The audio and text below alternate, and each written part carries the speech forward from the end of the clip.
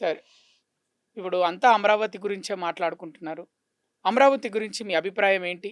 అంటే ఇప్పుడు ప్రభుత్వం అభివృద్ధి చేస్తున్నాము. ఆ అభివృద్ధికి మేము అప్పులు తీసుకొచ్చి అభివృద్ధి చేస్తున్నామని చెప్తున్నారు. ఆ అప్పులు అమరావతే తీరుస్తుంది అని ప్రభుత్వం చెప్తుంది. మరి మీరేమంటారు? రాజధాని పైన విస్తృతమైన చర్చ జరగాల్సిన అవసరం ఉంది. ఎందుకు ఈ మాట అంటున్నానంటే, అమెరికా రాజధాని వాషింగ్టన్ డీసీ. దాదాపు 200 సంవత్సరాల క్రితం రాజధాని అయింది. ఐక్యరాజ్య సమితి, ఐఎంఎఫ్, వరల్డ్ బ్యాంకు లాంటి ప్రపంచ ప్రతిష్టాత్మక అక్కడున్నాయి. అలాంటి దేశంలో అప్పుడప్పుడు రాజధాని మార్చాలి, న్యూయార్క్‌లో పెట్టాలని డిమాండ్ ఉంది. కానీ అమెరికా అధ్యక్షుడు ఎవరు కూడా ఇది ద్రోహం, కుట్ర ఇవేం చెప్పకుండా అది వాళ్ళ అభిప్రాయం.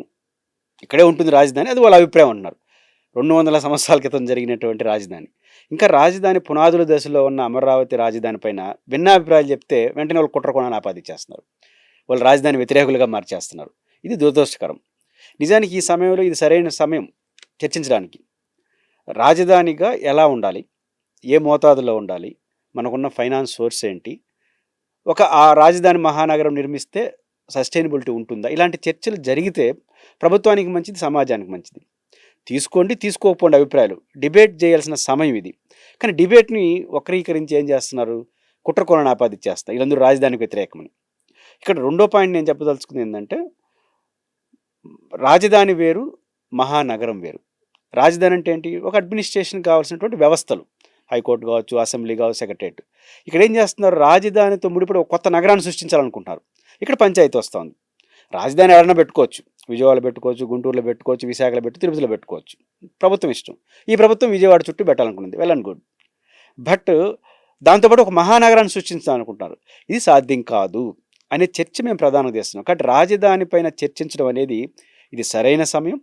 రాజధాని పైన చర్చించడం అంటే మార్చడం అని కాదు. ఒక డిజైన్ ప్రభుత్వం ముందుకు వస్తూ ఉంది. ఆ డిజైను కరెక్టా కాదా? డిజైన్లో ఏమైనా మార్పులు చేర్పడం ఇది సరైన సమయం. తీసుకుంటే ప్రభుత్వానికి మంచిది, నిరాకరించవచ్చు. కానీ ప్రభుత్వం దీన్ని డైల్యూట్ చేయడం కోసం రాజధాని పైన ఎవరు ఏ అభిప్రాయం చెప్పినా వాళ్ళు అనుకున్న దానికి భిన్నంగా వాళ్ళందరూ కుట్ర కోణాలు వేసేసి చేయడం వల్ల అంత మంచిది కాదు. అమరావతి ఆ అప్పుల్ని తీరుస్తుంది. అభివృద్ధికి సంబంధించిన అప్పుల్ని తీరుస్తుంది అని చెప్పారు గదా! అంటే ప్రభుత్వం తరఫున. అది ఏ విధంగా చూస్తారు సార్? నిజంగా అమరావతి దగ్గర అంత సోర్సెస్ ఉందా?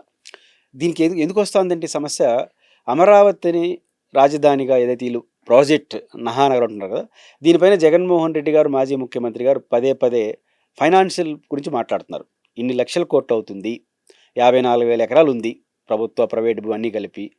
అమరావతి రైతులకు రిటర్నబుల్ ప్లాట్స్ 1,09,000 ప్లాట్లు ఇవ్వాలి. దాంట్లో కమర్షియల్ ప్లాట్ ఒకటి, హౌసింగ్ ఏరియాలో 2 ప్లాట్లు, ప్రభుత్వానికి కొంత స్థలం ఉంచుకోవాలి, ఆడ వాగులకి వంకలకు సంబంధించిన లిఫ్ట్లు కొన్ని చేయాలి, ఇన్ఫ్రాస్ట్రక్చర్ ఉండాలి, ఒక 5-6 వేల ఎకరాలు అమ్మి 1,00,000 కోట్లు సంపాదించాలి. ఇది ప్లాన్. అంటే అమ్మితే వస్తుందని. ఇది అన్నీ జరగాలంటే, అమ్మాలంటే ఫస్ట్ ఇవన్నీ ఏర్పాటు చేయడానికి 1,00,000 నుంచి 2,00,000 కోట్లు అవుతాయి. ఎక్కడి నుంచి తెస్తారు అనేది జగన్ గారి సూటి ప్రశ్న. దీన్ని తప్పించుకోవడం కోసం ఏం చేస్తున్నారు? ఈ రాష్ట్ర బడ్జెట్తో సంబంధం లేకుండా అమరావతి ప్రాజెక్టుకే డైరెక్ట్గా లోన్లు తీసుకొచ్చేస్తున్నాము. లోన్ అంటే అప్పు. దీనికి కేంద్ర ప్రభుత్వం షూరిటీ చేస్తుంది, రాష్ట్ర ప్రభుత్వానికి సంబంధం లేనట్టుగా మాట్లాడేస్తున్నారు. అంటే జగన్మోహన్ రెడ్డి గారు లేవనెత్తిన అంశాలకు సమాధానం లేకుండా 1,00,000 కోట్లు 2,00,000 కోట్లు అవుతుంది అనుకుంటే అంత అవసరమని ప్రజలు అనుకుంటారు కదా. కాబట్టి దాని సబ్జెక్టులోకి పోరు. అసలు దానికి రాష్ట్రానికి సంబంధం లేదు. అదొక సపరేటు. కేంద్ర ప్రభుత్వం అష్యూర్ చేస్తూ ఉంది, లోన్లు వస్తున్నాయి, అప్పులు తీసుకొస్తున్నాం. మరి అప్పులు ఎవరు తీర్చాలి? అప్పు తీసుకొస్తున్నాం నిజమే, అప్పు ఎవరు తీర్చాలి? మళ్ళీ ఆ ప్రశ్నకు సమాధానం ఉండదు. ఇక్కడ నిజానికి 2-3 అంశాలు వివరణ ఇవ్వాల్సింది ఏంటంటే, భారత ప్రభుత్వం షూరిటీ ఇస్తా ఉండేది దేనికందంటే అప్పుకి తిరిగి చెల్లించడానికి. అంటే వాళ్ళు ఇచ్చడానికి కాదు. వాళ్ళు నిజంగా రాష్ట్రానికి ఇచ్చంటే గ్రాంట్ అంటారు. గ్రాంట్ అనకుండా అప్పు అంటున్నారంటే అర్థం ఏంటి?